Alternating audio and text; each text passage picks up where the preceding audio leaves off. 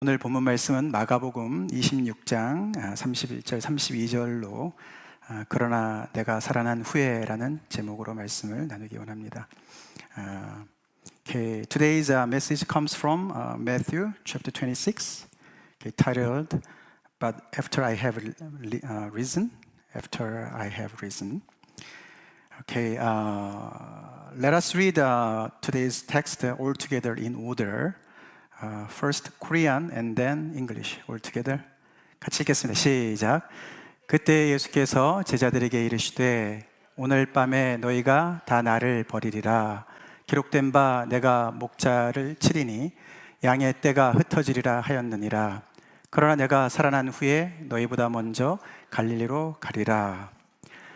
Then Jesus told them, This very night you will all fall away on account of me.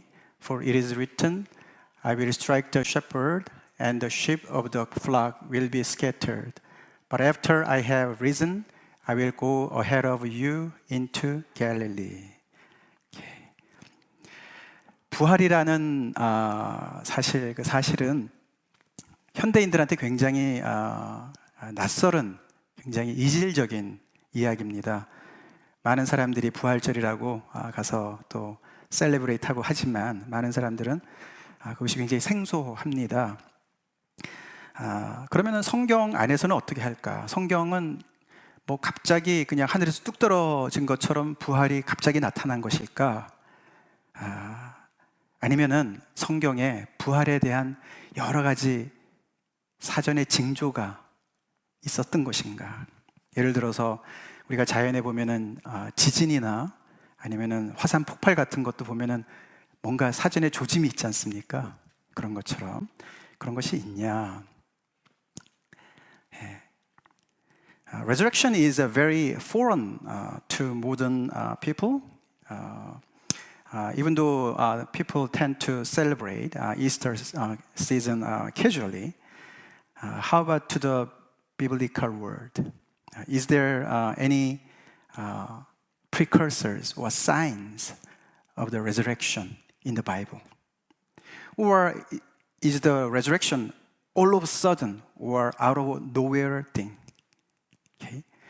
As you guys know, like the case of an earthquake or volcanic eruption, there were any signs in human history before the real showdown of resurrection?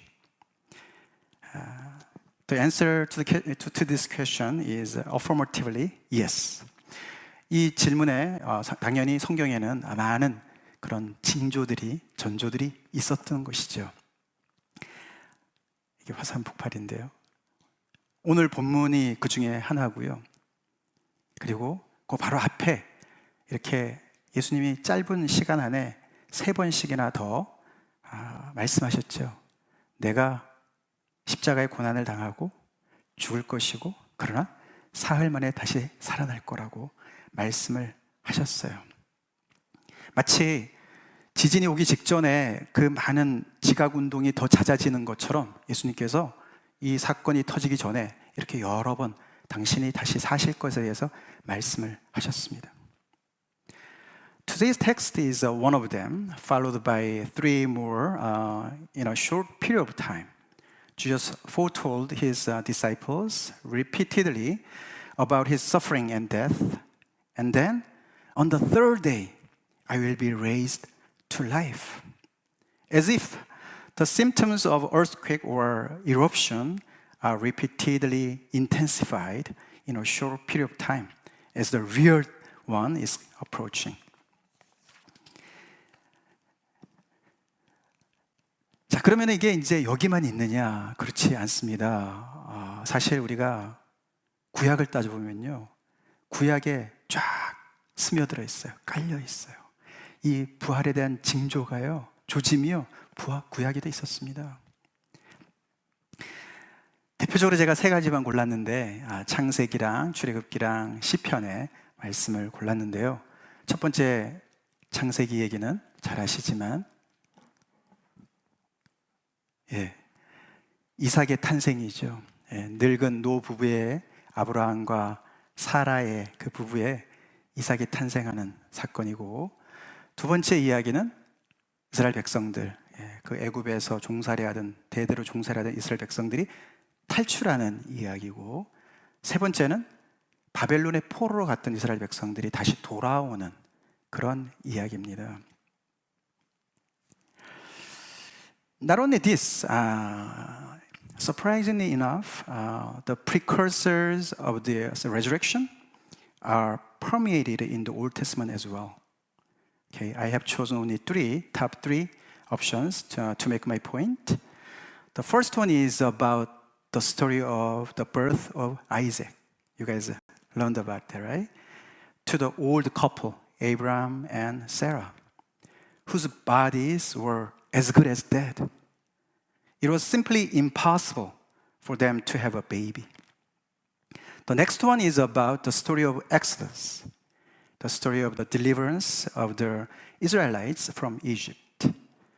This time, the whole Hebrew people were as good as dead, with oppression and bondage in Egypt for many, many generations. It was simply impossible for them to escape. The third one is about the story of the return of the Israelites from exile in Babylon. It was equally impossible in human point of view. 그렇지만 우리가 알죠. 성경의 기록상으로 볼 때 아브라함과 사라는 그들이 100세, 90세 때 아들 이삭을 얻었고, 그 아들 이삭을 이름을 이삭이라. 그 이삭의 이름이 뜻이 뭐죠? Laughter, 웃음이다. 그렇게 지었습니다. 웃음이다. 그리고 이 애굽에 갇혀있던 이 백성들도 하나님의 놀라운 능력으로 그들은 탈출할 수 있었고, 그래서 홍해를 앞두고서 그들은 모세와 미리암의 노래로 하나님을 찬양했습니다. 그들에게 놀라운 기쁨과 감사가 넘쳤습니다. 분명히 그들은 웃었을 것입니다. 그리고 또 이렇게 포로에서 돌아온 그 백성들 또한 우리가 시편 126편에 보면은 그때 우리 입에는 웃음이 가득하고 우리 혀에는 찬양이 찼었도다. 그들이 꿈에도 못 꿨던, 물론 하나님의 약속이 있었지만 그들이 다시 고국으로 돌아올 때 그들은 마치 죽었던 사람이 살아나는 것 같은 그런 놀라운 기쁨을 누리면서 하나님께 찬양을 드렸다는 것이죠. But we know from the biblical records that Abraham and Sarah got their son at the age of 190 years old, respectively, and named him Isaac, meaning of laughter. Laughter.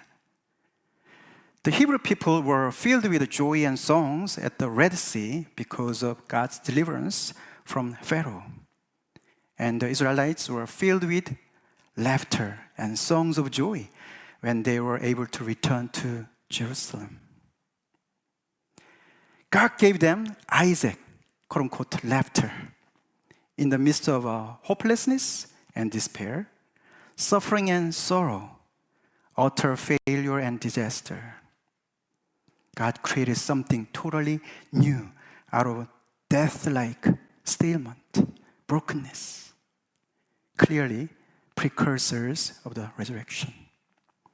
이렇게 구약의 세 가지를 받지만서도 하나님은 정말로 아무 소망 없는 이 아브라함과 이삭에게, 또 아무런 소망이 없는 너무나 절망 가운데 있는 이스라엘 백성들에게, 그리고 그냥 실패와 그 다음에 완전히 재난밖에 없는 그 포로로 잡혀갔던 그 백성들에게 하나님은 기쁨을, 아이색을, 이삭을, 웃음을 선사하실 수 있었습니다. 할렐루야.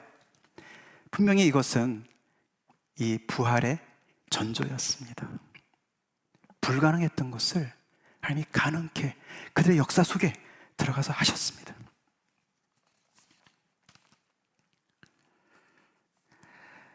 Let's take a close look at today's text. Okay, Jesus saying of "But after I have risen" is sandwiched with two predictions regarding his two disciples' betrayal. You know, like this. First one is, "One of you will betray me." Jesus talked about Who's betrayer? Betrayer? Judas Iscariot, right? And sadly, his top disciple Peter also will disown him 3 times. It is one thing to be persecuted by other people, such as Pilate, Roman governor, even the chief priests and the elders of the people, but it is totally another thing to be betrayed by his own disciples. His inner circle was being totally shattered, scattered.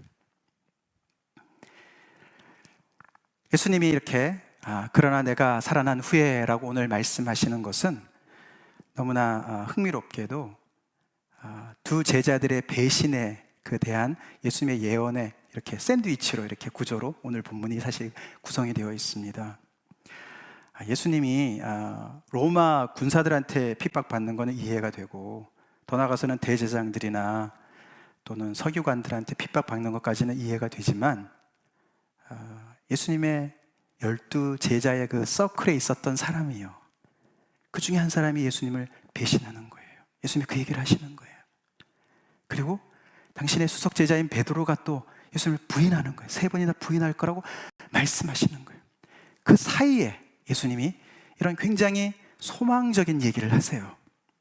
그러나 내가 살아난 후에. 환경이 얼마나 열악합니까? 불가능하고 절망적인데 예수님은 어떻게든지 어디서 나왔는지 예수님은 그런 상황을 넘어서서 내일을 보시는 거예요. 바랄 수 없는 중에 바라시면서 내일을 보시는 거예요. 그러면서 내가 너희보다 먼저 갈릴리에 갈 거야. 그 이야기는 많은 것을 내포합니다. 그러니 너희들 거기 와. 그리고 나는 너희들 이미 용서했어. 그 안에 하나님의 놀라운 사랑이 담겨져 있습니다. The situation could not be worse, but somehow Jesus was able to manage the situation and say, but after I have risen. He was able to see tomorrow in hope against all hope. In his hope, they also, the disciples, were also included.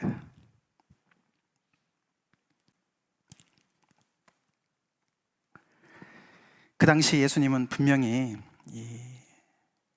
아브라함이 바랐던 그 하나님, 똑같은 하나님을 그 상황에서 바라본 것 같습니다. 그가 믿는 바 하나님은 죽은 자를 살리시며 없는 것을 있는 것으로 부르시는 이시니라. 예수님이 성격이 낙천적이라서 긍정적이라서 그런 것이 아니지요. 죽은 자도 능히 살리실 하나님께 당신을 의탁하셨기 때문에 내가 다시 살아난 후에 라고 말씀한 것을 우리는 알 수가 있습니다. Surely Jesus was waiting upon the same God in whom Abraham put his trust, the God who gives life to the dead and calls into being things that were not. 예수님의 말씀대로 예언대로 예수님은 십자가에 달리시고 운명하시고 장사되어 지시고 사흘 만에 다시 살아셨습니다. 할렐루야. 그래서 오늘 저희가 이 자리에 있는 것이죠. 우리가 그래서 하나님께 영광을 돌리고 하나님을 찬양하는 것이죠. 이 인간의 역사 속에 진짜 일옵션이 화산 폭발이 일어난 거예요. 진짜 부활이 일어난 거예요. 그래서 우리에게 진짜 웃음을 선사하신 하나님이십니다. 할렐루야. 웃을 일이 없었는데, 우리 안에 엄청난 많은 문제들이 있었는데 우리에게 이삭을, 진정한 이삭을 선사하신 분이십니다. 제자들은 물론 처음에는 기뻐하기보다는 더 두려워했죠. 이런 일을 생전 처음 봤기 때문에. 아까 말씀드린 대로 그들은 예수님 말씀대로 갈릴리로 가서 예수님을 만났습니다. 부활하신 예수님을 만났습니다. 그 자리에서 많은 것이 벌어졌습니다. 그들의 죄를 사하시고 그들을 다시 회복시키시고 그들에게 사명을 다시 주십니다. 너희는 가서 모든 족속으로 제자를 삼아 아버지와 아들과 성령의 이름으로 내가 분반 모든 것을 가르쳐 지키게 하라. 하늘과 땅의 모든 권세를 하나님께서 아버지가 나에게 주셨다 라고 말씀하셨습니다. As he predicted, Jesus was crucified and buried, and then he was raised on the third day.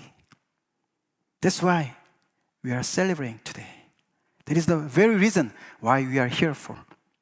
The real resurrection day had arrived in human history. Praise God. The real laughter became possible. Of course, the disciples were more frightened than rejoiced. They went to Galilee to meet the risen Lord Jesus. There was forgiveness of sins, restoration, and commission of the good news. Not only that, we see that Jesus' disciples got the same hope Jesus had. Somehow, his hope was contagious. Contagious. 예수님의 소망이 전염성이 강했어요. 그래서 제자들이 그 예수님의 소망을 같이 품는 것을 우리는 보게 됩니다. 예수님을 배신했던 베드로가 나중에 기록을 보면 그 1세기 교회, 핍박을 당하는 교회를 굉장히 인커리지를 하죠. 너희 속에 있는 소망에 관한 이유를 묻는 자에게는 대답할 것을 항상 준비해라. 교회가 가지고 있는 게 많이 있었겠죠. 근데 베드로는 딱 한 가지 얘기합니다. 소망에 관한 이유를 묻는 자에게. 베드로는 부활의 소망을 얘기하는 것입니다. 핍박을 당하는, 큰 핍박이 앞에 닥쳐 있는 그 교회를 향해서 그들의 그 교회가 처한 상황은 아브라함과 사라가 처했던 상황보다도, 또 이스라엘 백성들이 애굽에서 처했던 상황보다도, 바벨론 땅에 포로 잡혀갔던 그 백성들의 상황보다도 나을 것이 없었습니다. 근데 그들에게 베드로가 그 소망을 너네 기억하지? 가지고 있지? 할렐루야. 그러면서 베드로가 그 뒤에 보면은 이렇게 얘기합니다. 사랑하는 자들아, 너희를 연단하려고 오는 불시험을 이상한 일 당한 것 같이 이상히 여기지 말고 오히려 너희가 그리스도의 고난에 참여한 것으로 즐거워하라. Rejoice!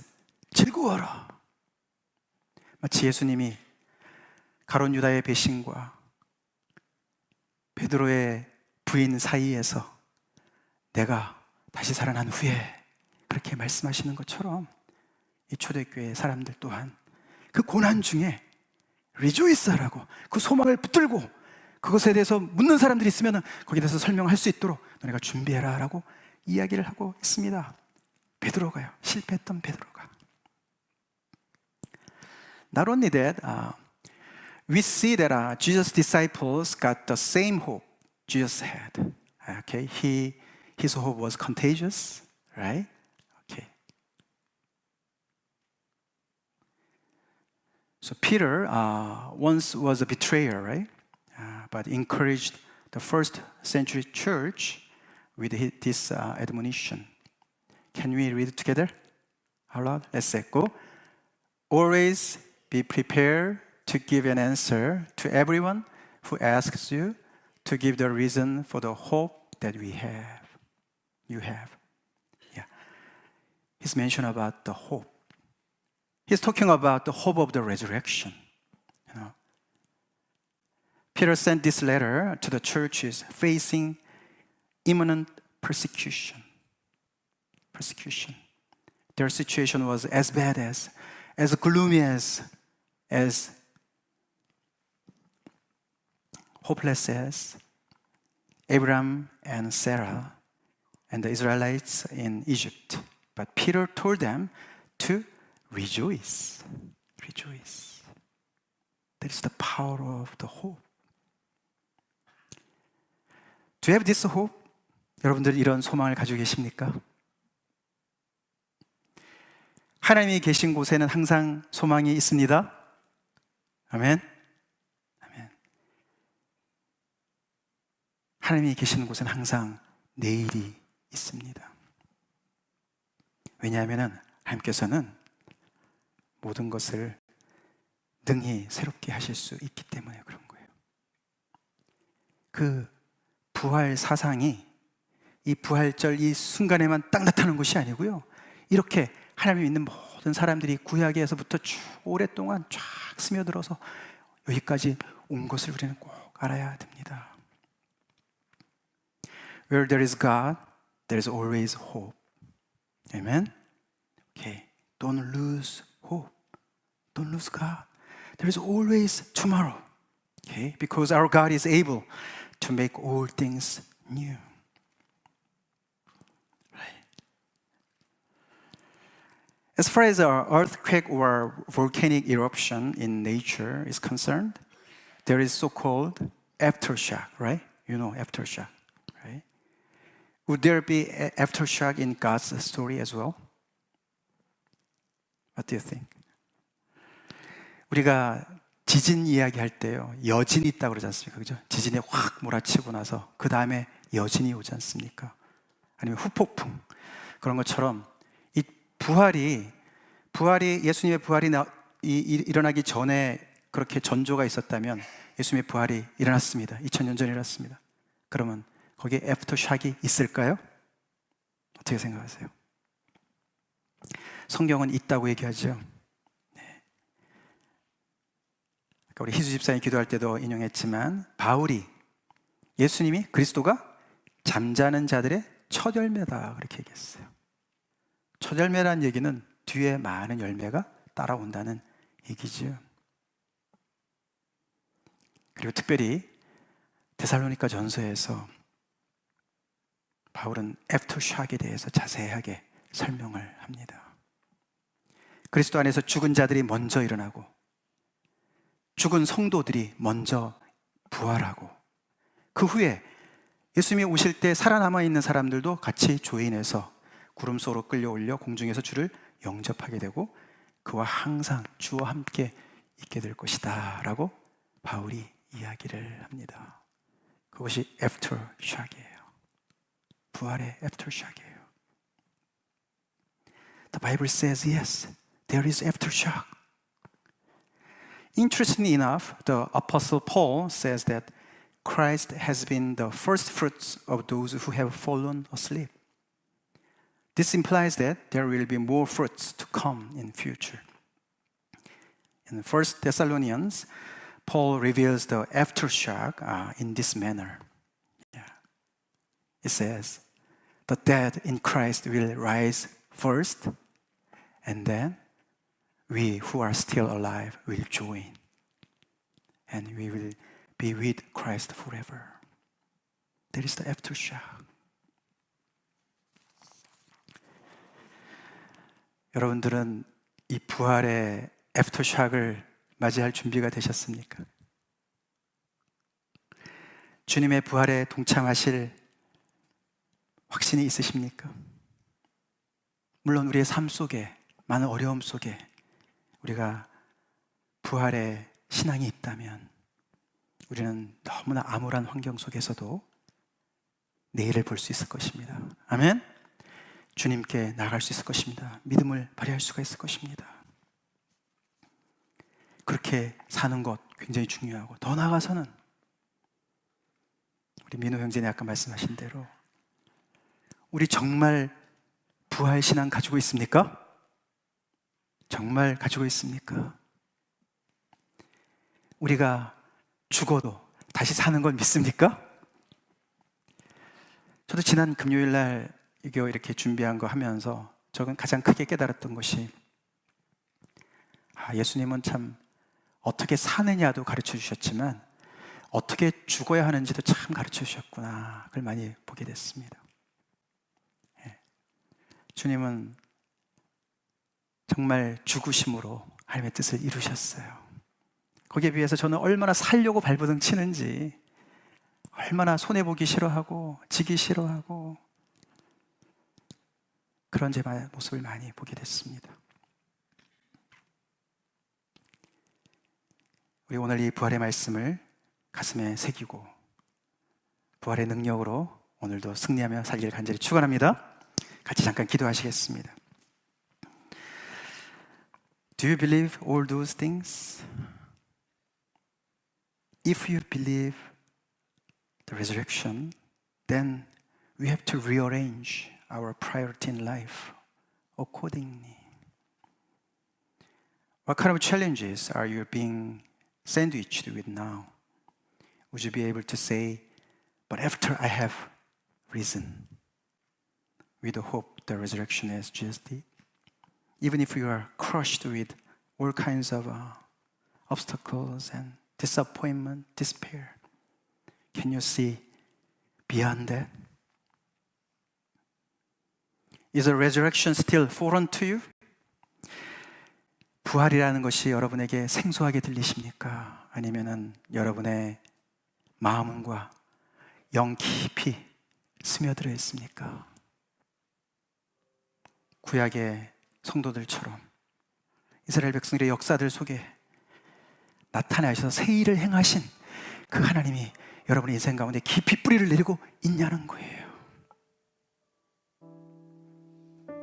There will be aftershock of the resurrection. Are you ready for that? 주님이 다시 오실 날이 옵니다. 그 전에 먼저 돌아가시는 분들은 그때 일어날 것이고, 우리 살아있는 자들은 함께 주님을 만나게 될 것이라고 성경이 증언하고 있습니다. 이 부활의 신앙을 우리 오늘 회복하는 은혜가 있길 간절히 바랍니다. 다 같이 기도하시겠습니다.